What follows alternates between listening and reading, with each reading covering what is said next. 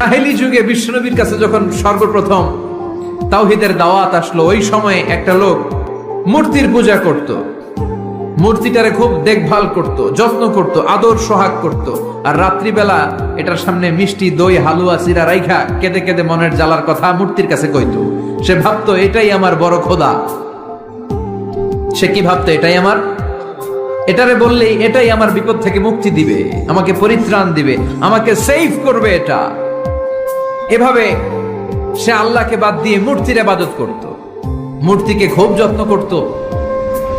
একদিন কোন এক কাজে মূর্তিটাকে রেখে সে ঘরের বাইরে গেল, এক পাশে গেল। কাজ শেষে এসে দেখে তার এই মূর্তির গায়ে পানি। মূর্তিটাকে দেখতে মনে হচ্ছে যে কে যেন গোসল করায় গেছে, পানি। তো সে ভাবলো যেহেতু আমার খোদার গায়ে পানি, এটা নিশ্চয়ই ভালো পানি হবে। He thought it is the water of mercy and blessings. সে ভাবলো it could be the water of rahma. এটা মনে হয় রহমতের পানি হবে, যেহেতু খোদার গায়ে পানি। তো রহমতের গায়ে পানি শুকিয়ে যাওয়ার আগে খেয়ে ফেলি, তাহলে সব রহমত ঢুকবে কই? পেটে। When he thought it is the water of rahma, water of mercy and blessings, he started to suck it with his tongue. সে জিহ্বা দিয়ে চাটতে শুরু করছে, চেটে চেটে সব রহমত নিয়ে নিচ্ছে পেটে। When he started to suck it, he found the taste is little bit bitter. The taste is weird. জিহ্বা দিয়ে যখন চাটতে শুরু করছে, তখন সে পেল যে এটার স্বাদটা কেমন যেন কটা কটা লাগে, লবণাক্ত, একটু টক টক, হাজমুলার মতো লাগে। কিসের মতো? কিরে এরকম লাগে কেন? If it is the water of mercy, it should be sweeter. এটা যদি রহমতের পানি হয়, এটা সুইট হবে, মিষ্টি হবে। এটা টক লাগে কেন, কটা লাগে কেন, ঘটনা কি? খুঁজতে লাগলো ডানে বায়ে, খুঁজতে খুঁজতে দেখে ঘরের পাশে দুইটা খ্যাকশিয়াল।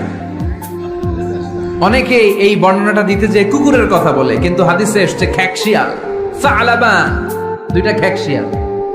দেখলো যে একটা খ্যাকশিয়াল এখনো পা উঁচু করে রাখছে, মাঝখান থেকে রহমতের পানি এখনো কিছু পড়ছে, just dropping the water of রাহমা, এখনো পড়তেছে টপ টপ। বোঝা যায় না?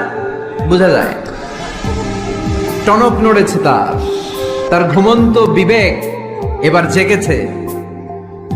এবার সে চিন্তা করলো, হায় হায়, এতক্ষণ ভাবছি রহমতের পানি, এখন দেখি কুত্তার মুত, এখন দেখি খ্যাকশিয়ালের পেশাব। সর্বনাশ, কি করলাম এতটা বছর, এত টাকা, এত পয়সা, এত আদর সোহাগ যত্ন এটারে দিলাম, কি দিল তার বিনিময়ে সে আমাকে?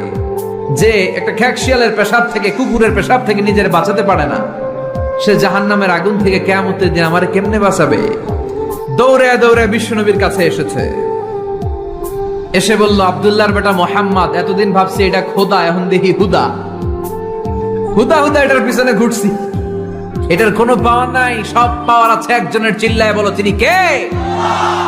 আর এটারে ডাকতে চাই না, তুমি আমারে পড়ায় দাও লা ইলাহা মুহাম্মাদুর রাসূলুল্লাহ। কালিমা পড়ে মুসলমান হয়ে গিয়েছে, সুবহানাল্লাহ পড়েন।